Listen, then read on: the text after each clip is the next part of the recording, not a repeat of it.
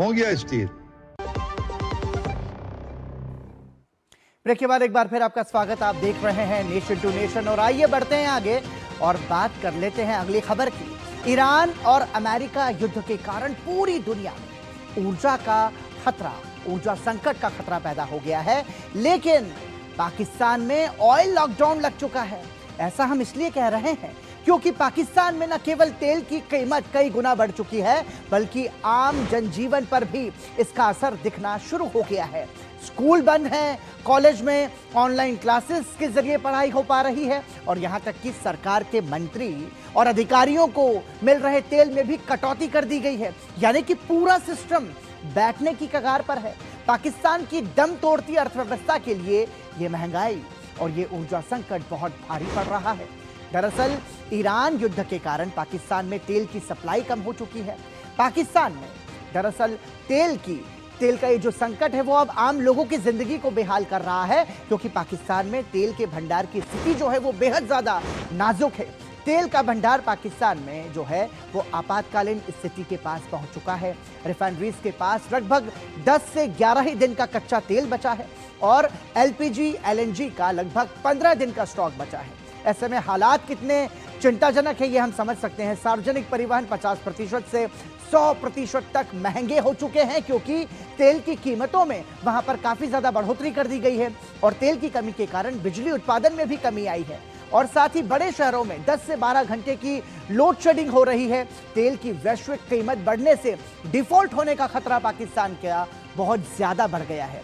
दरअसल पाकिस्तान में जो तेल का संकट है उसकी वजह से महंगाई जो है पाकिस्तान की वो कई सारे रिकॉर्ड तोड़ रही है।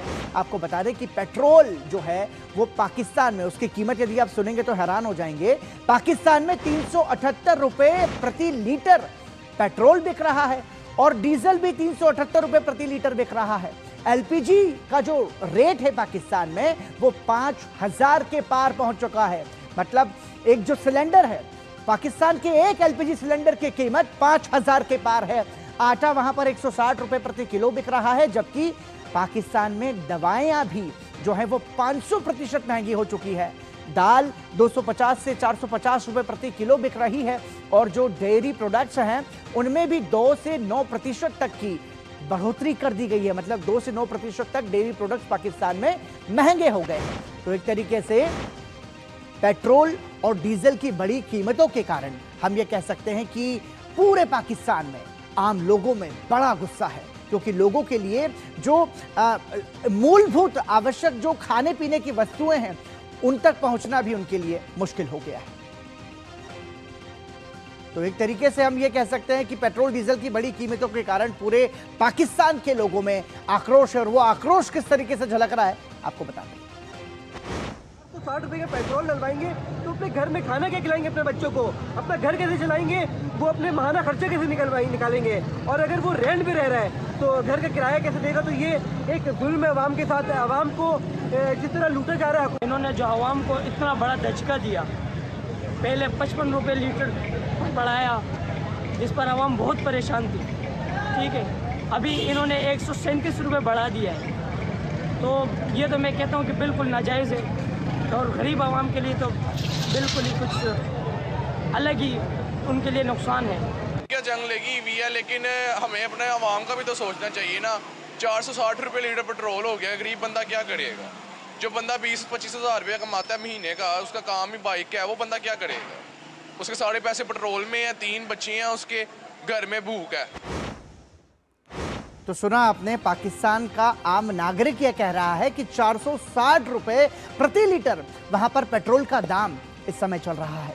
पाकिस्तान में तेल के दामों में 43 से 55% की अभूतपूर्व बढ़ोतरी के ऐलान के बाद देश भर में आक्रोश फैल गया है और भारी विरोध प्रदर्शन के बाद सरकार ने कीमतों में थोड़ी कमी का ऐलान किया है।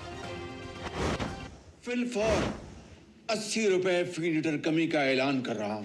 पेट्रोल की कीमत जो कि 458 रुपए फी लीटर है, उसे कम करके 378 रुपए फी लीटर पेट्रोल पंप पर आपको पेट्रोल मुहैया होगा। और ये कमी कम से कम अगले 1 माह के लिए और पूरे पाकिस्तान पर इस कमी का इतलाक होगा। तो पाकिस्तान में एक तरीके से कह सकते हैं कि आर्थिक लॉकडाउन और ऑयल लॉकडाउन की स्थिति है अंतर्राष्ट्रीय तेल संकट की वजह से। और आइए अब आपको बताते हैं कि पाकिस्तान में ऑयल लॉकडाउन से आखिर क्या क्या बंद हुआ है। आपको बता दें कि पाकिस्तान में सबसे पहले स्कूल जो हैं वो 2 सप्ताह के लिए बंद कर दिए गए हैं। ये वैश्विक तेल जो संकट है, वैश्विक ऊर्जा संकट जो है, उसके बाद पाकिस्तान की स्थिति है। विश्वविद्यालयों में ऑनलाइन पढ़ाई वहां पर चल रही है, मतलब यूनिवर्सिटीज में ऑनलाइन क्लासेस ही चल रही हैं। इसके अलावा सरकारी दफ्तरों में 4 दिन का काम करने का की जो व्यवस्था है वो लागू कर दी गई है। मतलब हफ्ते में 4 दिन ही सरकारी दफ्तरों में काम होगा। केवल 50% स्टाफ को ही बुलाने की अनुमति है, यानी कि 50% लोग ही ऑफिस आएंगे और काम करेंगे। और ईंधन भत्ते में भी 50% तक की कटौती कर दी गई है। मतलब बहुत सारे जो सरकारी अधिकारी और जो सेना के अधिकारी हैं उन्हें भी जो ईंधन दिया जाता था उसको कम कर दिया गया है। 60% सरकारी वाहनों को हटा दिया गया है। ये जो तेल संकट है उसके बाद पाकिस्तान के हालात हम आपको बता रहे हैं। उर्वरक संयंत्रों को होने वाली LNG आपूर्ति जो है वो निलंबित कर दी गई है।